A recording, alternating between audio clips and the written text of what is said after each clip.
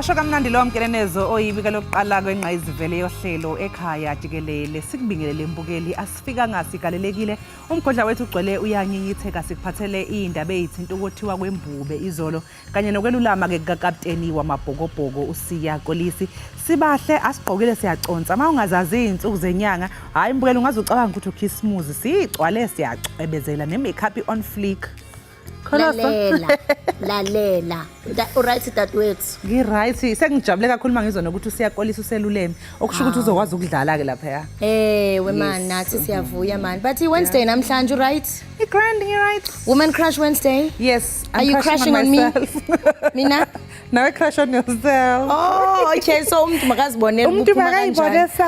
All right. You Wednesday I'm crushing on myself when ucrusha kubani. Lingatshelo gwethu mbukeli selisazi ukuba jonga sifike sagaleleka singumthombo ophala phambili kwaye ke rhabula ufince kule bhekile yethu itsaleleyo nephupumayo kaloku kuthiwa evuka mva ikholwazi zagweba ke le intsasa yangolwesithathu YCW siyakuthike siniphakele indaba ezisematheni ezopolitiko ezemidlalo imo yezulu dibala ntoni na mandithi nje thathani ngobozi nezithebe ukuze nibe nakho ukukhongozela konke esiniphathele kona namhlanje indwendwe maziqhoma ibhatyi zinyanyisa umbhinqo zitye zibhukuqe ngoba kusekhaya nalapha dimlo ke unonkanyezi inkanyezi enomsantsa phakathi kwezinye ndikumadle ngothi mazipha umamshukuma jonga masitsha iqhuma.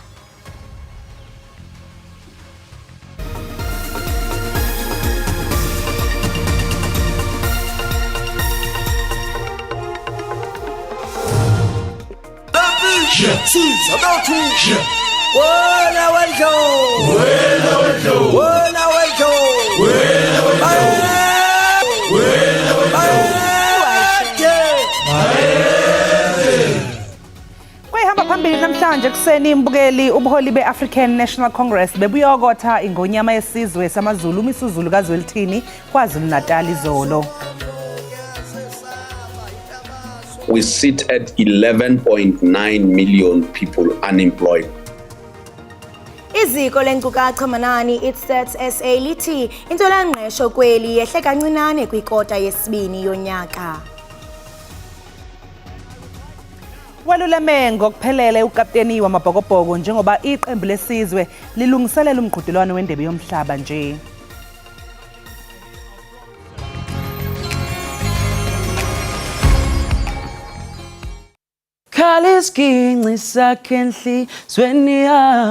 Sanmanon Bafethu Nijani, this is your boy Mtutuzi Ngube and you're watching Ekhaya Jikelele where we give you Izindaba, we give you music and we give you entertainment. Bafethu, please stay tuned from Mondays to Fridays. Sibangene sithi kelanga linyeke kolunga konke shwe.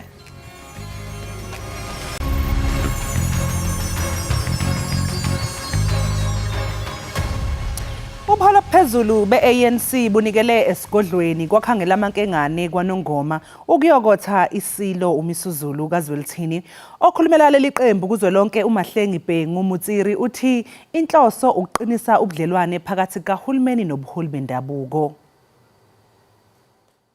One of the key themes that we have been advancing since we came here and preparing to come here, just as we've done meeting Amakosi in Limpopo, just as we've done meeting Amakosi in and around Kwaduguza early this year, it's a message of social cohesion.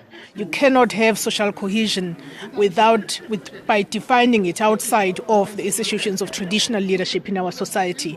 And so that is really one key message around what are those things that we need to accelerate from the perspective of ISILO as well to fast-track efforts at social cohesion, fast-track rural development and agriculture and all other matters of concern to ISILO Samabandla.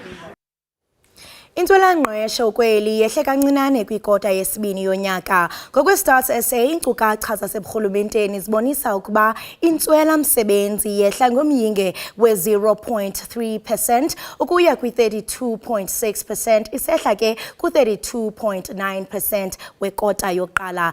Intswela msebenzi kuquka nabafuni bomsebenzi abatyhafileyo isemi kumyinge othusayo ku-42.1%. Inani labemi beli abaswele umsebenzi kuquka nabo sele beyekile ukukhangela lisondele kwi-12 million. Into leyo ithetha ukuba abantu abadinga umsebenzi kuquka nasele bekhalele limi kwi-42.1%. Nangona kunjalo uqoqosho lweli lukwazile ukudala imisebenzi eyi-154,000 kule kota yesibini. Amacandelo abenegalelo kwezi zithuba zomsebenzi lelokwakha kulandela urhwebo neenkonzo zikarhulumente. Amacandelo adale umsebenzi ngomyinge ophantsi lelemveliso elezezimali nelezothutho. When we look at the 7.9 million unemployed people who are actively looking for employment, plus the 3.2 million discouraged work seekers, as well as another 800,000 who didn't look for employment for other reasons other than discouragement, we sit at 11.9 million people unemployed. Nangona kukho lomnyinyivana kodwa intswela-msebenzi isephezulu ngokodwa koluqoqosho luqhwaleliswa ngucimicimi wombane. Very high unemployment rate, and as you say, almost 8 million people.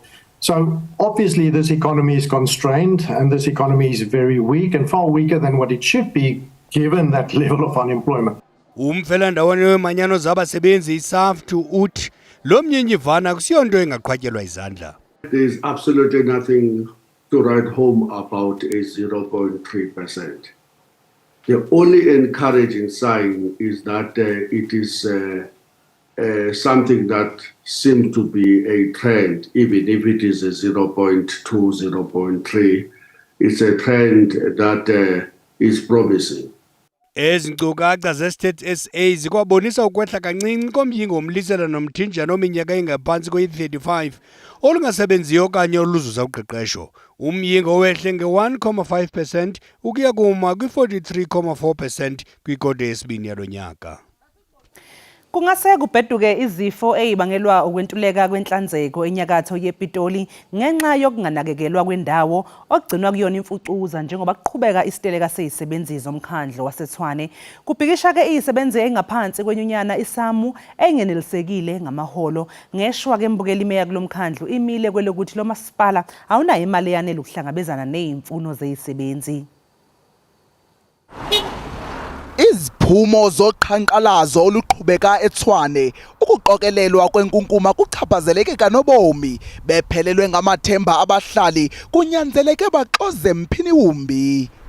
I feel bad about this because it's danger to other people. You see, in front of other people's yard there is a lot of bottles and there is a lot of dirty things. I've lived here for 20 years in this area. I've never seen anything like this. It's absolutely disgusting. And at the moment there's a law in the country that you're not supposed to have any fires until the end of this month. There's supposed to be nothing burning.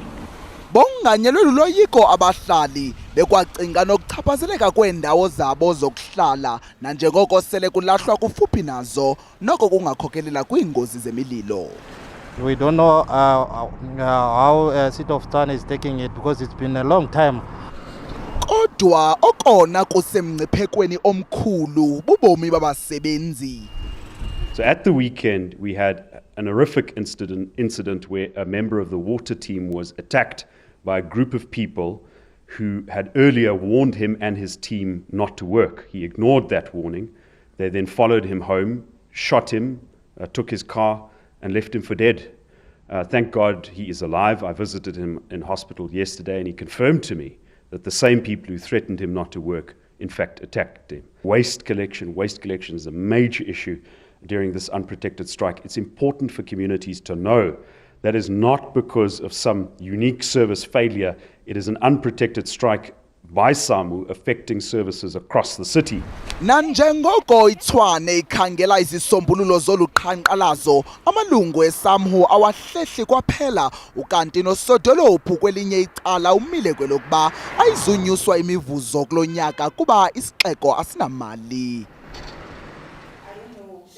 Baqhube uqhankqalaza abafundi kwidyunivesithi ezimbini zaseMpuma Koloni beqhankqalazela malunga neentlawulo zababoneleli inkonzo iTenetech neNoracco.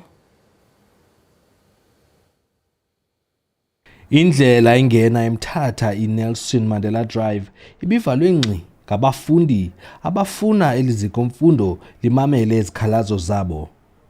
Izikhalazo zabo ziquka inkonzo ntlawulo iTnet. Ukanti abafunda kwizikomfundo iNelson Mandela eGqeberha bebekhalazela nabo inkonzo ntlawulo iNorocco nesetyenziswa nguNSFAS ukubhatala abafundi. Tata 18, of which we are rejecting it. We didn't mind or being received imali from the side of Intel because Intel charged nothing. A bundle fee means that when the man enters your account, that 20 rand is automatically deducted. We don't know where it goes. So also when you have to transact, they take around about 30 rands. Abafundi eMthatha bathi bazokuqhubekeka noku lide lizikomfundo lize nezisombululo. If i-management ayikho kwiposition yobana imamele izidingo zabafundi eyona nto ifunwayo ngoku na impendulo kuphela. Lamazikomfundo athi azokusebenzisana noNSFAS ukuzama ukulungisa lo mba.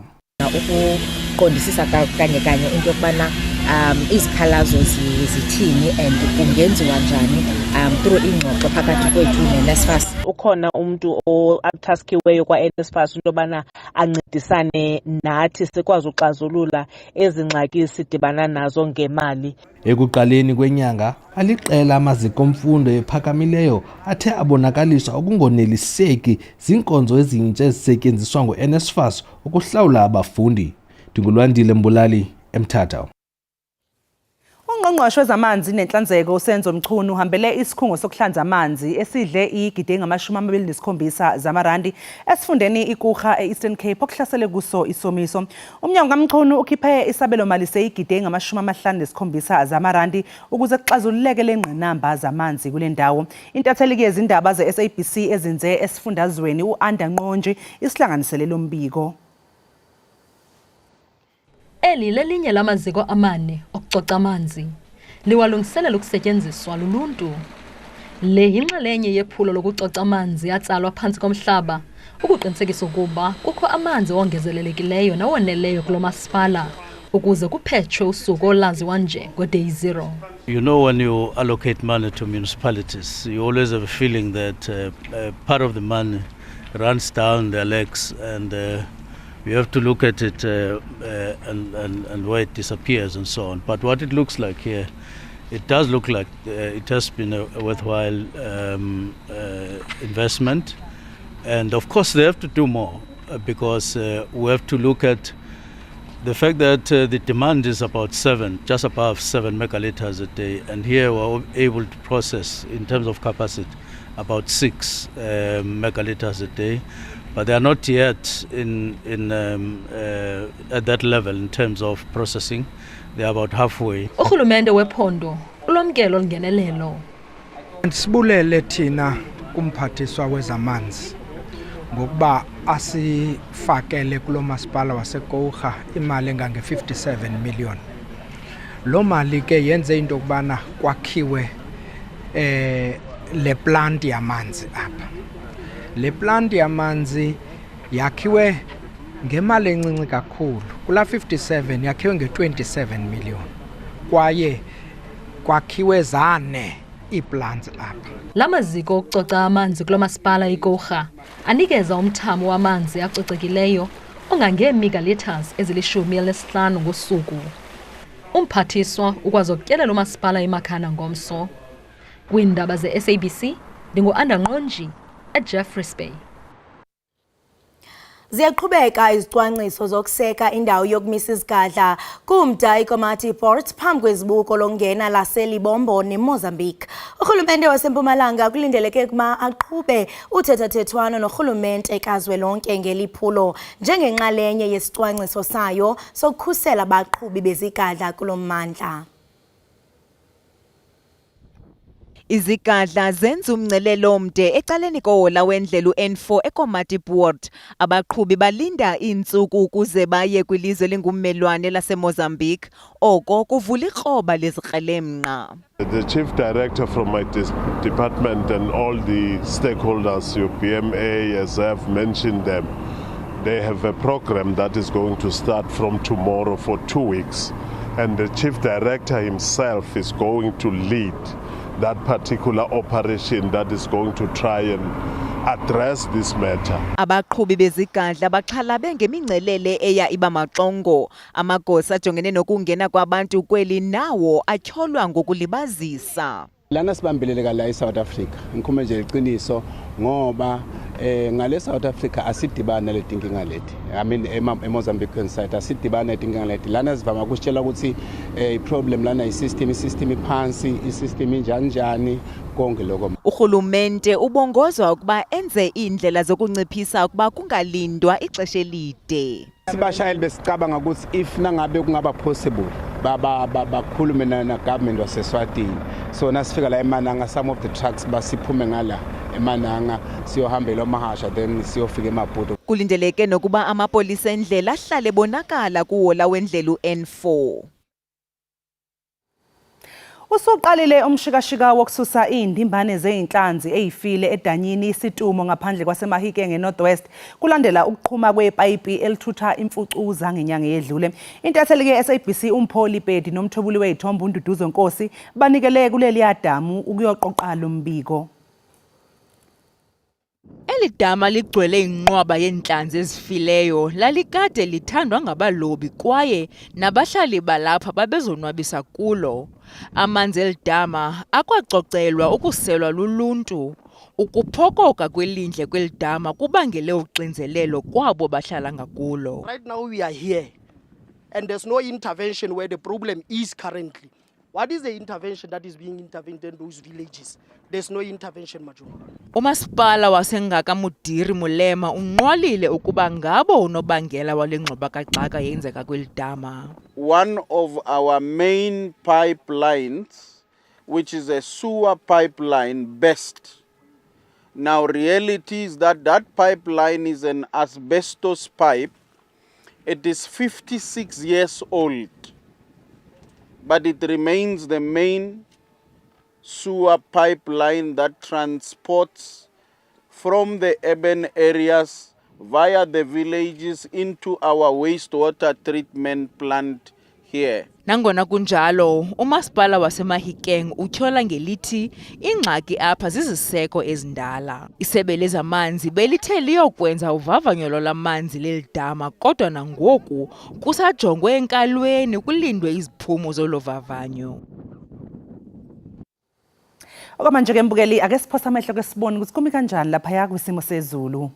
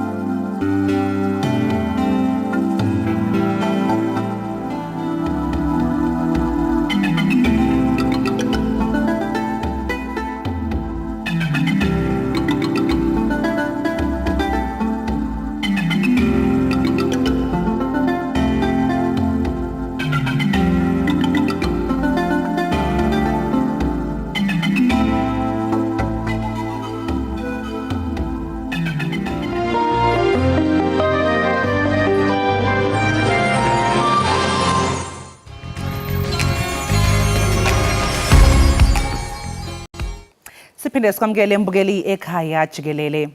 Amaqembu aphikisayo azoba nomhlangano kuleli sonto ukungena esivumelwaneni sokusebenza ngokubambisana ngaphambi kokhetho likazwelonke kunyaka u2024. Inhloso ngqangi-ke yalamaqembu umbukeli ukugudluza iqembu elibusa i-ANC emandleni okuphatha. Ukungena kabanzi kulolu daba sixhumana noSolwazi uZwelinzima Ndevu. Solwazi wamukelekile ohlelweni i-Ekhaya jikelele. Sibonge kakhulu ngesikhathi sakho namhlanje kuseni. Ndiyabulela nami ngoba namapha molweni baphulaphuli. Sibonge. Ngokubuka kwakho Solwazi yini eholele ekutheni-ke amaqembu aphikisayo aqoka ukungena esivumelwaneni sokusebenzisana futhi lokhu-ke kungaba namphumela muni okhethweni likazwelonke ngonyaka ozayo? Sizokhumbula msasazi ukuthi amaphuzu besenziwa abonisa ukuthi i-ANC kune possibility yoba ingafumani i-50% or above 50%. Yathi-ke lonto amaqembu aphikisayo nawo akwazi on their own yilodwa lifumane amavoti angaphezu kwe-50%. So acinga into yoba angakwazi ukudibana ukwenzela uba ansithe i-ANC. Lento ke iziswa kungathenjwa ngabantu be-ANC ngenxa yerekhodi yayo enganhlanga emva kweminyaka ethile isusela kwizinto ezinje-corruption njengoba sibonile kuzondo, inkokheli ezingaziphathi kakuhle nazo zonke ezinye izinto esizibonile sisenzeka nokungezi kwezidingo nqane ebantwini nezo izinto. Yathi-ke loo nto i-opposition party zabona ithuba lokuba nabo zingaphatha uba zingadibana zibambisane. Manje Solwazi kwamanye amazwe kuyenzeka yini ukuthi amaqembu aphikisayo angene esivumelwaneni sokubambisana ngaphambi kokhetho? Imaphi-ke amazwe okwake kwenzeka lokho kuwo? Ayenzeka kwamanye amazwe, ukhumbula eGermany for example, sakhumbula Ireland, yenzeka loo nto, but in most cases ithi amaqembu aphikisayo abe ne-program of action. Bekune consultation ke benazo bazawudibana for the first time. We're hoping babazophuma a program of action ezawentice abantu South Africa by alternative nyani. If they don't do that, they don't likely stand a chance yokuba bayansithe i-ANC. Manje Solwazi ingabe i-success rate noma ke beliphumelela kanjani lo hlelo lokuthi ke amaqembu aphikisayo abuse ngokubambisana kulamazwe osiwabalile? Kuye kushiyana ngokwaba matured kwe-democracy. So khumbula in our case i-democracy yethu ayika-reach that maturity level. Abantu abajongi only i-program of action. Kulamazwe baye bajonge ba-evaluate urhulumente ngelo xesha bathathe isigqibo soba akasebenzanga kakuhle bawanyule elinye iqembu esuka amaqembu abe ezi-opposition ngelo xesha. Andikho sure ke apha South Africa uba simatured kangakanani na into yoba singabeka into ye-race ecaleni, sibeke into yethu yobuhlanga ne-past ecaleni, sijonge i-program qha. Loo nto ke will be determined by voters. Yini okufanele ukuthi ke iqashelwe okanye iqikelelwe amaqembu aphikisayo uqiniseka phela ukuthi ke lo mfelandawonye ohlongozwayo uyaphumelela awufadabali njengoba sibona kwezinye uthola ukuthi kwabanye omasipala lapha ababusa khona ngokubambisana hayi kunenqushu? Kuzofanele bavumelane zisuka kwangoku about abantu abazawukhokhela olubambiswano bazamulenza. Into yokuqala. Into yesibini bavumelane ngento yoba kule minyaka emihlanu bawube bephethe babazawuphatha zintoni abazawuzenza ukwenzela uba bangohlukani laa nto sithi principled agreement abazaba nazo izigqibo abazazithatha in principle babazawuthini kwenzela uba singaboni izinto sizibona koomasipala apho i-negotiations ziba okanye isivumelwano siba only about uba ngubani ozawuphatha but not i-program of actions. Lesi sivumelwano ke sizokwamukeleka kanjani ke kubavoti Solwazi nanokuthi phela bazophendula ngandlelani kuso? Into yokuqala abavoti abazazibuza yona kubani ozawukhokhela isivumelwano, ubani ozaba yi-leader, yiphi i-political party ezaba yi-leader. Sibonile kwezinyanga ezigqithileyo uba iipati ezincinci xa ujonga kuma-City of Johannesburg njalo njalo ziba zizo ezikhokhelayo eziphethe kodwa zingena-program ncam zingabeki ii-candidates ezi-strong. So abavoti bazawubuza loo nto. Into yesibini abavoti bazawubuza uba xa izinto zingahambi kakuhle ngubani ozawuphendula, ngubani yeyiphi i-political party ezawukhokhela okanye ezawuthatha uxanduva loba iphinde bavoting ithi siphazamile lapha okanye asideliverishanga because of ezizathu. Lezo zinto bazazibuza abavoti. Iziphi ingqinamba amaqembu aphikisayo ke ahlangabezana nazo Solwazi uma ngabe sekubanjiwe lezi ingxoxo zokubusa ngokubambisana?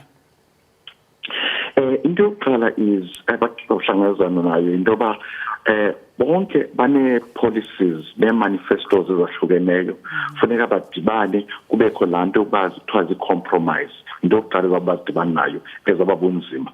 Eyesibini ukonyula umuntu okanye abantu abazawulida le pack abazawuba si-face yale pack okanye bobuso bale face ebantwini abazawuba ne-credibility lanto bahlonitshwe ngabantu baziwe bane-track record okwenza izinto kakuhle. Uba bazenzanga ezo zinto bazawuba nengxaki okanye bakhethe umuntu onechaphazi. Ngokubona kwakho ke imapha amasu angasebenzela amaqembu aphikisayo ukuze phela kwazi ukugudluza iqembu elibusayo iAfrican National Congress emandleni okuphatha? Into yokuqala efuneka bayenze ukukhombisa into yokuba bazawuba yi-pack ene-credibility, bazawuba ngulubumbano olujongelele ukuzisa inkonzo ebantwini and service delivery ebantwini.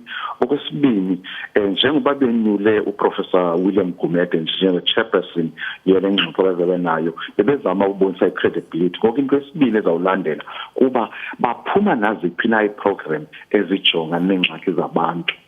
Into yentswela-ngqesho, unemployment, into yo-poverty, i-corruption, urhulumente osebenzisa ubambiswano nabantu nazo zonke ezinye izinto. Uba bazenze ezo zinto then abantu abazuyithemba ncam le pack. Solwazi uma ngabe sekunjena ke amaqembu ebusayo akha umbimbi lokuthi aqumbe phansi iANC, ngiyacabanga nje ukuthi ke ayikusho ukuthi nayo isiyangenwa ngamanzi emadolweni. Ingabe mhlawumbe iziphi izinyathelo engathathwa yiANC ukuze ibhekane phela nalokhu okuhlongozwa amaqembu aphikisayo okuyiqumba phansi? I-ANC kuzofuneka izibonakalise into yoba itshintshile, izofuneka izibonakalise into yoba ibakhuphile abaholi apha kuyo ababe mandakanyeka kurhwaphiliso. Izawufuneka ibonakalise into yoba yona imele abantu because abantu abaninji abavotayo sengabantu abamnyama bazofuna basebenzise loo nto ubuyele emva bathi silona themba likhoyo labantu abamnyama.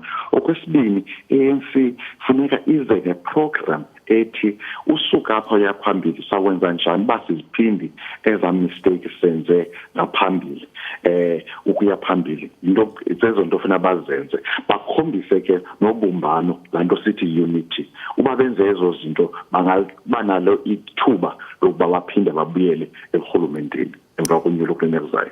Manje Solwazi kulamaqembu aphikisayo imaphi mhlawumbe ke amaqembu esingabone sebenzisana ndawonye noma amaqembu aneyinqubomgomo mhlawumbe ezicishe ifane noma avumelanayo ngokwembono?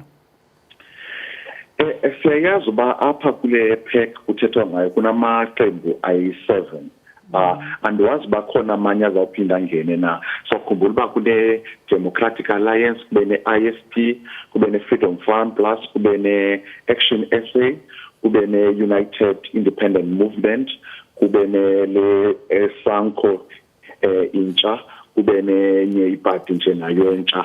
Andiwazi ke iipati ezifana no-UPM, iipati ezifana no-COPE, o-PAC nanjalo njalo bazawujoyina na yona kule pack emveni kwezingxoxo bazaba nazo namhlanje nangomso. Kodwa uba zijoyinanga amfili amathuba uba le pack ikhuphe i-ANC esihlalweni. Sibonga kakhulu ke Solwazi ngesikhathi sakho namhlanje kuseni. Cha, indlebe zethu silokhu siyicijisile nje sifisa ukuzwa ukuthi engabe kuyogcina ngokuthi lezi ingxoxo ziphume namuphi umphumela ube nosuku oluhle. Siyabonga kakhulu. Kumele usuku oluhle nani. Lowo ke mbukeli bekuSolwazi uZwelinzima Ndevu besixoxisana naye malungana nomfelandawonye ohlongozwayo wamaqembu aphikisayo okuhloswe ngawo phela ukususa iANC emandleni okuphatha emva kokhetho kelikazwelonke ngonyaka ozayo u2024.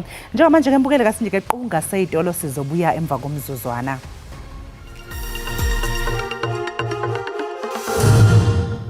Enkosi ngokuhlala nathi nisasibukele kaloku apha ekhaya Jikelele. Xa singena kwezemidlalo, uCaptain weSpringboks uSiya Kolisi uphile ngokupheleleyo kumenzekalo nobuzaza wedolo kanye ngexesha afuneka ngalo. Uza kubeke ekhokela iqela lesizwe kumdlalo wokuzifuthumeza neWales kwibala iPrincipality eCardiff ngomgqibelo. uKolisi ukhokhela iqela eliluqilima. Uzawukhokana noPeter Steph Dutoy noJasper Vesa. Esisithathu sagqibela ukudlala kunye ngethuba bedlala neIreland ngoNovemba nyakenye. Umqeqeshi wamabhokobhoko uJack Ninaba ukholelwa ukuba ukubuya kukaKolisi kuvuselele abadlali. He's our captain and over the last 6 years that we've been involved with the team. So yeah, it's always nice to get a guy back with experience and the leader, and he always brings a lekker vibe. Uninapha kubethelele kuba abaxhamazelanga bakhawuleza bambuyisa uKolisi. If Sia wasn't ready and fit this game, we would have played him the next game, you know. So for us, was it important? Yes, obviously, the more games you have before the start of the World Cup to give them exposure and to give them game minutes, the better, I would think. Abadlali bathi nenenene bachulumancile bekhuthazeka kukubuya kukaKolisi kwiqela lesizwe. It's always nice to have Sia back. I worked with Sia at the Sharks. He's just a good leader, good player, motivates us well. Amabhokobhoko alindele idabi elinzima ebaleni neWales nanjengoko bekwiphulo lokulungela isiqalo sendebe yehlabathi. Umqeqeshi uxelinisile kuba ukubuya kukaKolisi kusingethwe kwaqinisekiswa ligqiza lengcaphephe zogqirha. Kunjalo bebengenakuphelela ngaphandle kwakhe kwindebe yehlabathi. Mbukeli njengamanje asiphinde sithi iqunga seyitolo sizobuya khona manje.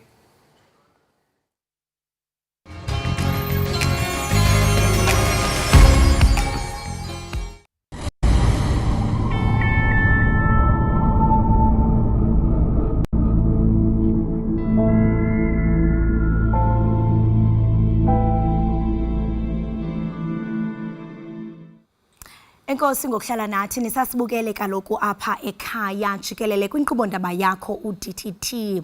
Leveki ke iphawula isikhumbuzo seminyaka 10 yenyikitya yaseMarikana. Akuke kwachazwa njengezinye iziganeko ezimanyumnyezi ezakha zenzeka kweli lizwe. Abasebenzi bomgodi kule ndawo baqhankqalaza bekhalela ukonyuswa kwemivuzo yamawaka 12 erandi. Imeko ke iye yaqatsela phakathi kwabo nemikhosi yamapolisa kweli lizwe, nto leyo eyakhokela ekugxothweni kwabasebenzi abangamashumi amathathu. Ukufumana banzi ke ngesisiganeko siye sakrweca umhlalutyi wezopolitiko uNjingalwazi Ntsikelelo Breakfast. Njingalwazi, masikubulise sikwamkele enkqubeni yethu ekhaya Jikelele. Izibusele kwemsasazi nabaphulaphuli. Sibambe ngazibini. Sele kuyiminyaka engaphaya kweli-10 sukela oko kwaqhambuka umlo phakathi kwabasebenzi baseMarikana namapolisa akweli lizwe, nto leyo eyadala ukuba uninzi lwabantu lahlekelwe ngamalungu osapho nezihlobo.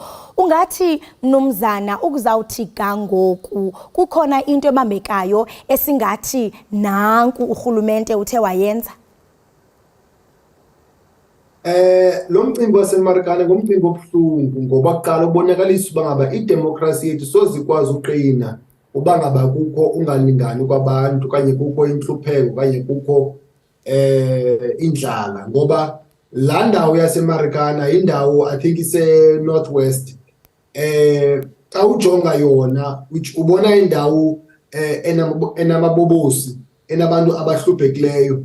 And according kuphando olwenziwayo kuthiwa laa nkampani i-Loanman yayinakho uku-afforda uba ngaba ibanika abantu i-12,000 le babeyidimanda because yenza more than that. But into ebuhlungu into yoba ngaba akukho bantu basezikhundleni eziphezulu abakwazi ukuboniswa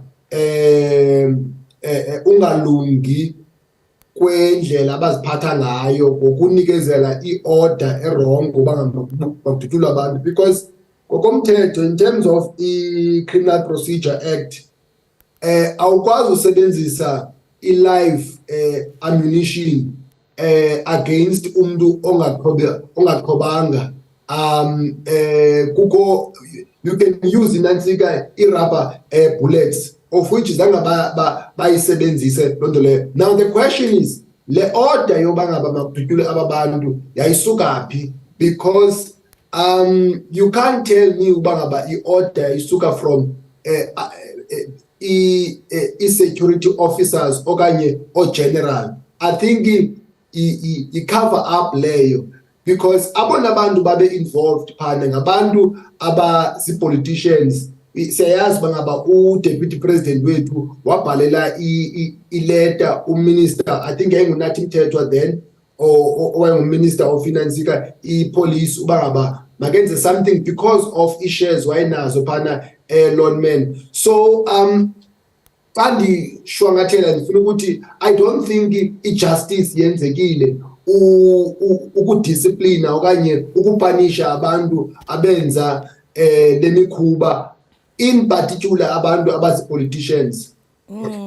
Njengokuba usisho wena njengalazi into yokubana ngokomthetho awukwazi into yokuba ungathi kanti udubula umuntu ongaxhobanga. Umbuzo omkhulu nguwokuba ngubani owakhupha i-order yokuba kudutyulwa abantu ngoku esele bengenazo intsapho zabo. Siyarhalela ukwazi ukuba ngokokubona kwakho isiganeko esikumila kunje singathinteleka mhlawumbi njani kwilixa elizayo, kuba ndiyaqiniseka into yokubana osozopolitiko bathi xa kwehla lenyikitya mhlawumbe bahlala phansi bathethana yintoni mhlawumbe ekunokwenziwa uqinisekisa into yokubana asikwazi ukubona isithwakumbe esibumila bunje. I think yokuqala into ukuvuma uba ngaba i-democracy yethu, I think I've made the point ekuqaleni, asoze ikwazi usebenza kahle xa kukabantu abangalinganiyo nabantu abahluphekayo nabantu abaqhatshazwayo ngendlela abaphangela ngayo nakwimeko abaphangela ngayo, ngoba loo nto leyo yenza uba ngaba abantu babone ezinye indlela zokuzilwela, of which loo nto leyo yenza uba kubekho ke ngoku ungquzulwano. So le nto yongalingani kwabantu iyafuna uku-adreswa kwidemokhrasi yethu. Eyesibini into yoba ngaba iinkampani zabucala, because iinkampani imali eziyenzayo aziyenzi esibhakabhakeni, ziyenza kwindawo ehlala abantu, therefore zinoxanduva lokwenza lento kuthiwa yi-social responsibility, ukufaka inkxaso kubantu abasebenzela ezo nkampani. I think ikhona into eyenziwayo, but I'm not sure if enough in terms of usupporter as a families okanye ukwenza. I think at some point, as you might know, there was the issue ye mining charter apho kuthiwa uba ngaba inkampani, because I mean uLoanman I think yi-company yaseNgilani ene-license yokuvelisa izimbiwa. So inoxanduva to respond to ingxaki zabantu ehlala kubo, ingxaki zabantu abahlala kuloo ndawo ikuyo yona. So I think zii-issues esifuna ujonga ezo, and also abantu msasazi like abazi-commissioners mayingabikho ngabantu aba-appointwa on the basis of i-political affiliation, because ugeneral I think uPierre wayengumcommissioner, kwangeke suppose bangaba uyibambile la position. I know bangaba nguye umuntu waye wa discipline, but that was not enough also, because wayengena background of ispolisa and azangakwazi uku-accounta for lento leya. So I think in future abantu funeka be appointed at that level ngabantu abazi-professional security officers okanye professional policemen okanye police women. Njengokuba usisho into yokubana kuyabonakala into yokubana nentsapho azonelisekanga mhlawumbi ngendlela urhulumente athe wazixhasa ngazo kuzawuthi kangoku. Emva kokwehla kwesisiganeko sibhlungu kangaka, ingaba ucinga ukuba abasebenzi bona bomgodi bayifumana inkxaso evela kurhulumente ingakumbi kwisikhalazo sokunyuselwa umrholo, kuba ndiyaqiniseka into yokubana emva kwesasithakumba into ibithi makunyuswe imivuzo? I don't think so. I mean, even if visit president wethu waye deputy president then of ANC zangakhaya phana nje ukubonakalisa nje intraso okanye kwenziwe something so ise pain esekhoyo pha eMarikana and also ungalingani kwabantu ise umcimbi omcelimngeni wapha so government has not done enough in terms of responding to ingxaki zaphana eMarikana but lo mcimbi waseMarikana ngumcimbi oyingxaki because why for instance do we talk about iMarikana only xa sikhumbula abantu abaswelekayo but in between akho nto yenziwayo ubonakalisa uba ngaba ikhona inkathalo malunga nobugwayiba abantu abazifumaneka bekubo.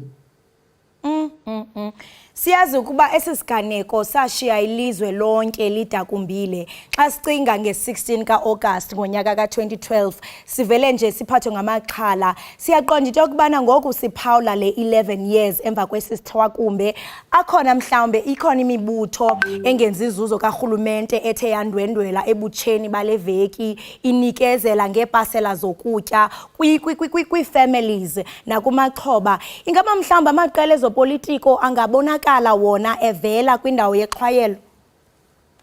Obviously because the EFF yasekelwa kula ndawo kanye yasekelwa ngenxa yesasiganeko so iba yindawo ethanda ukuya kuyo lwa but at the same time I mean of course khona nezinye ipolitical party I just hope that abantu abayisebenzisi le ndawo yaseMarikana for ukuskora i-goals zopolitiko but yinto abantu abayenza genuinely uresponda to imeko yobugwayiba yabantu baseMarikana so that igazi elaphalala libonakala bazange liphalale nje because yayibuhlungu le nto bangaba abantu abangakaya baswekela hlobo but it's quite sad yeah into enzekayo pha. Jikelele breakfast masibambe ngazibini ngexesha lakho. Enkosi khulumsakazi. Right mbukeli wami lo ke besincokola naye nguye uDr Xolo unjingalwazi ubreakfast. Sixelela banzi kaloku ngenyikithe yapha yaseMarikana. Sele kaloku kuyiminyaka engapha yakwelishumi kusukela oko kwaqhambuka umlo phakathi kwabasebenzi baseMarikana namapolisa akweli. Nto leyo ke eyadala kuba uninzi lwabantu lulahlekelwe ngamalungu osapho. Ebesixelela banzi kaloku ngenkqubela ethe yenziwa ngurhulumente ukuzawuthi ga ngoku. Right mbukeli ngoku masithi qhwi evenkileni iqiniseka into kubana awugqushi ubukele iEkhaya Jikelele apha kwinkqubo ndaba yakho uDTT.